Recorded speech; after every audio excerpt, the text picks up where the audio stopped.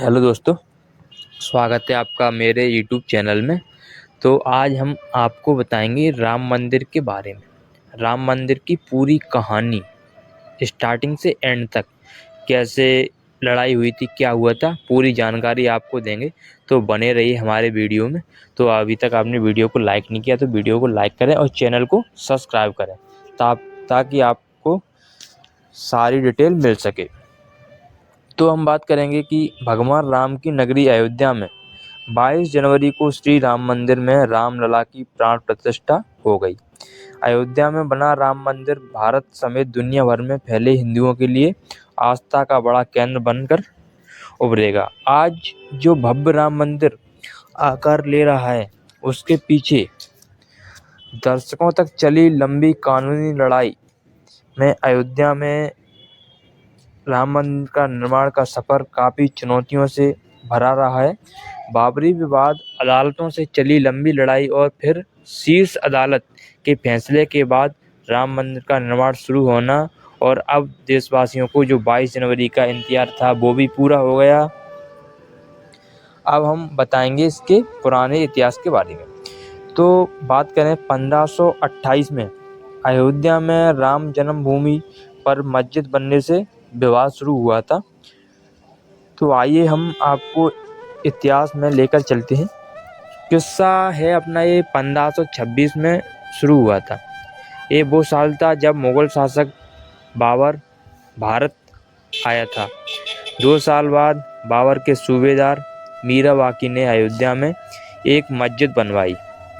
यह मस्जिद उसी जगह बनी जहां भगवान राम का जन्म हुआ था। बाबर के सम्मान में मीर बाकी ने इस मस्जिद का नाम बाबरी मस्जिद दिया। ये वो दौर था जब मुगल शासन ने पूरे देश में मुगलों और नवाबों के शासन के दौरान 1528 से 1853 तक इस मामले में हिंदू बुखत मुखर नहीं हो पाए, और 19वीं सदी में मुगलों और नवाबों का शासन कमज़ोर पड़ने लगा। अंग्रेज हुकूमत प्रभावी हो चुकी थी। इसी दौर में हिंदुओं ने यह मामला उठाया और कहा कि भगवान राम के जन्म स्थान मंदिर को तोड़कर यहाँ पर एक मस्जिद बना ली गई है। इसके बाद से रामलला के जन्म स्थान को वापस पाने की हिंदुओं ने लड़ाई शुरू कर दी। मीरा बाकी के मस्जिद बनाने के 330 साल बाद 1858 में लड़ाई कानूनी हो गई, जब पहली बार परिसर में हवन पूजन करने पर एक एफआईआर हुई थी। अयोध्या रिविजिटेड किताब के मुताबिक 1 दिसंबर 1858 को अवध के थानेदार शीतल दुबे ने अपनी रिपोर्ट में बताया कि परिसर में चबूतरा बना है। यह पहल कानूनी दस्तावेज है जिसमें परिसर के अंदर राम के प्रतीक होने के प्रमाण हैं। इसके बाद तारों की एक बड़ी बार खड़ी कर दी, जिससे मुस्लिमों और हिंदुओं को अलग अलग पूजा करने की इजाज़त दे दी गई, जिससे हिंदू और मुस्लिम दोनों लोग अलग अलग अपनी अपनी पूजा करने लगे। 1858 में हुई घटना के 27 साल बाद 1885 में राम जन्मभूमि के लिए लड़ाई अदालत पहुंची, जब निमोही अखाड़े के महंत रघुवर दास ने फैजाबाद के न्यायालय में स्वामित्व को लेकर दीवानी मुकदमा दायर किया। दास ने बाबरी ढांचे के बाहरी आंगन में स्थित राम चबूतरे पर बने अस्थायी मंदिर को पक्का बनाने और छत डालने की मांग की। जज ने फैसला सुनाया कि वह हिंदुओं को पूजा और अर्चना का अधिकार है, लेकिन जिलाधिकारी के फैसले के खिलाफ मंदिर को पक्का बनाने और छत डालने की अनुमति नहीं दे सकते। एक और जहां देश भर में अंग्रेजों के खिलाफ आंदोलन चलकर आज़ादी लेने की मुहिम जारी रही, वहीं दूसरी ओर राम जन्मभूमि की लड़ाई भी जारी रही। देश के आज़ाद होने के 2 साल बाद 22 दिसंबर 1949 को ढांचे के भीतर गुंबद के नीचे एक मूर्ति का प्रकटीकरण हुआ। आज़ादी के पहले मुकदमा हिंदू महासभा के सदस्य गोपाल सिंह विसारन ने 16 जनवरी 1950 को सिविल जज फैजाबाद की अदालत में दायर किया।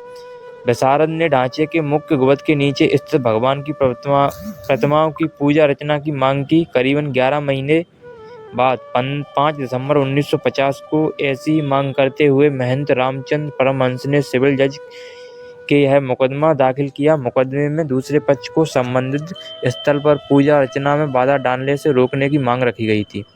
3 मार्च 1951 को गोपाल सिंह विशारद मामले में न्यायालय के मुस्लिम पक्ष को पूजा अर्चना में बाधा न डालने की इजाजत दी। ऐसा ही आदेश परमहंस की तरफ से 2 दायर मुकदमे से भी दिया गया।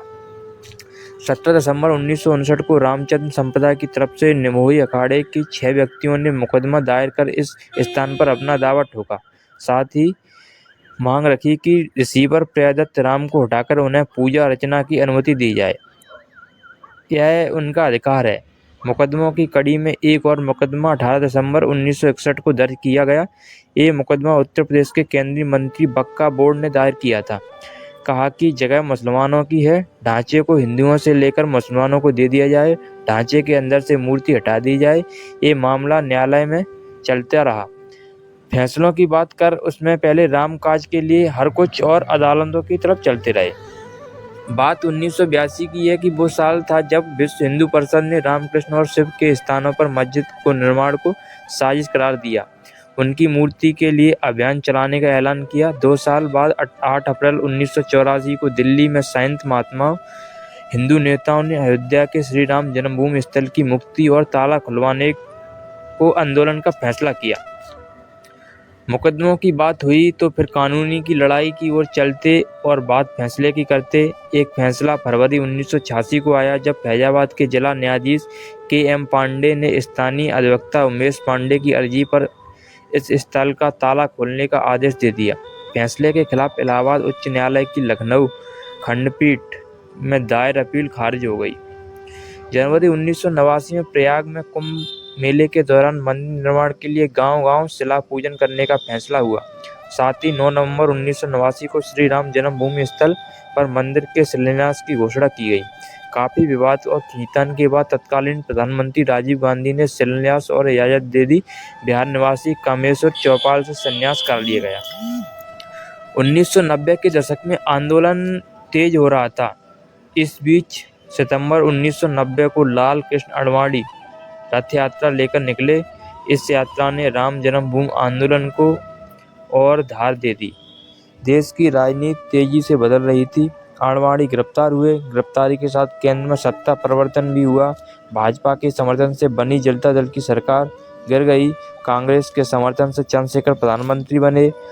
ये सरकार भी ज़्यादा नहीं चली।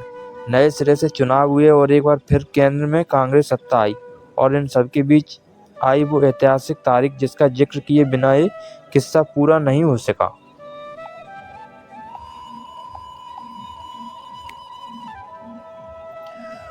तारीख थी 6 दिसंबर 1992। इस दिन अयोध्या पहुंचे हजारों कार सेवकों ने विवादित ढांचा गिरा दिया। इसकी जगह उसी दिन शाम को अस्थायी मंदिर बनाकर पूजा अर्चना शुरू कर दी।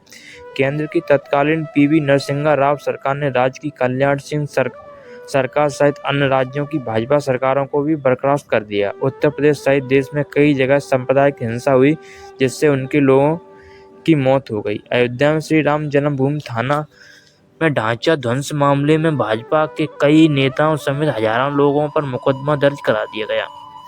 इसके साथ ही रामकाज की कानूनी लड़ाई में मुकदमों की संख्या में इजाफा होने लगा। बाबरी ढहाए जाने के 2 दिन बाद 8 दिसंबर 1992 को अयोध्या में कर्फ्यू लगा। वकील हरिशंकर जैन ने उच्च न्यायालय की लखनऊ खंडपीठ में गुहार लगाई कि भगवान भूखे हैं, राम भोग की अनुमति दी जाए।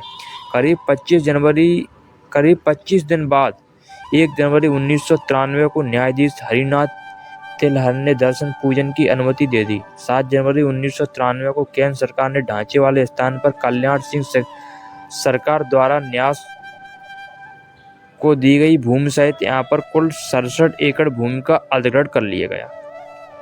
अप्रैल 2002 में उच्च न्यायालय की लखनऊ खंडपीठ ने विवादित स्थल पर मालिकाना हक तय करने के लिए सुनवाई शुरू हुई। उच्च न्यायालय ने 5 मार्च 2003 को भारतीय पुरातत्व सर्वेक्षण को संबंधित स्थल पर खुदाई का निर्देश दिया। 22 अगस्त 2003 को भारतीय पुरातत्व सर्वेक्षण ने न्यायालय को रिपोर्ट सौंपी। उसमें संबंधित स्थल पर जमीन के नीचे एक विशाल हिंदू धार्मिक ढांचा होने की बात कही। 30 दिसंबर 2010 को इलाहाबाद उच्च न्यायालय ने इस स्थल को तीनों पक्षों श्री रामलला विराजमान निर्मोही अखाड़ा और सुन्नी सेंट्रल वक्फ बोर्ड में बराबर बांटने का आदेश दिया। न्यायाधीशों ने बीच वाले गुम्बद के नीचे जहां मूर्तियां थी उसे जन्म स्थान माना। इसके बाद मामला सर्वोच्च न्यायालय पहुंचा। 21 मार्च 2017 को सर्वोच्च न्यायालय ने मध्यस्थता में मामला सुलझाने की पेशकश की। यह भी कहा कि दोनों पक्ष राजी हों तो वह भी इसके लिए तैयार है। अयोध्या में राम जन्मभूमि की लड़ाई अब देश की सर्वोच्च अदालत तक पहुंच चुकी थी। 21 मार्च 2017 को सर्वोच्च न्यायालय में मध्यस्थता से मामला सुलझाने की पेशकश की। यह भी कहा कि दोनों पक्ष राजी हों तो इसके लिए ये भी तैयार है। 6 अगस्त 1919 को सर्वोच्च न्यायालय ने प्रतिदिन सुनवाई शुरू की। 16 अक्टूबर 2019 को सर्वोच्च न्यायालय में सुनवाई पूरी हुई और कोर्ट ने फैसला सुरक्षित रख लिया। इससे पहले 40 दिन लगातार सुप्रीम कोर्ट में सुनवाई हुई। 9 नवंबर 2019 को 134 साल से चली आ रही लड़ाई में का वक्त था अंतिम फैसले का। 9 नवंबर 2019 को सर्वोच्च न्यायालय ने संबंधित स्थल को श्री राम जन्मभूमि माना और 2.2 लाख एकड़ भूमि रामलला के स्वायत्त की मानी। वहीं निर्मोही अखाड़ा और सुन्नी वक्फ बोर्ड के दावों को खारिज कर दिया गया। इसके साथ ही कोर्ट ने निर्देश दिया कि मंदिर निर्माण के लिए केंद्र सरकार 3 महीने में ट्रस्ट बनाए और ट्रस्ट निर्मोही अखाड़े के एक प्रतिनिधि को शामिल करे। इसके अलावा यह भी आदेश दिया कि उत्तर प्रदेश की सरकार मुस्लिम पक्ष को वैकल्पिक रूप से मस्जिद बनाने के लिए 5 एकड़ भूमि किसी उपयुक्त स्थान पर उपलब्ध कराए। इसी के साथ दशकों से चली आ रही लंबी कानूनी लड़ाई समाप्त हो गई। अब बारी थी निर्माण की। 5 फरवरी 2020 को प्रधानमंत्री नरेंद्र मोदी ने अयोध्या में मंदिर निर्माण के लिए राम जन्मभूमि तीर्थ क्षेत्र ट्रस्ट की घोषणा की। ठीक 6 महीने बाद 5 अगस्त 2020 को अयोध्या में राम मंदिर की आधारशिला रखी गई, जिसे पीएम मोदी शामिल हुए। 2024 की बात करेंगे तो 134 साल चली कानूनी लड़ाई के बाद अयोध्या में भव्य राम मंदिर का निर्माण हो रहा था, जिसमें राम जन्मभूमि पर मंदिर के पहले चरण का काम पूरा हो गया था। 22 जनवरी 2024 को ये ऐतिहासिक तारीख घोषणा की गई थी और मंदिर में भगवान राम की प्राण प्रतिष्ठा 22 जनवरी का आयोजन शुरू हो गया और भगवान राम यहाँ पर पधार गए। तो धन्यवाद दोस्तों।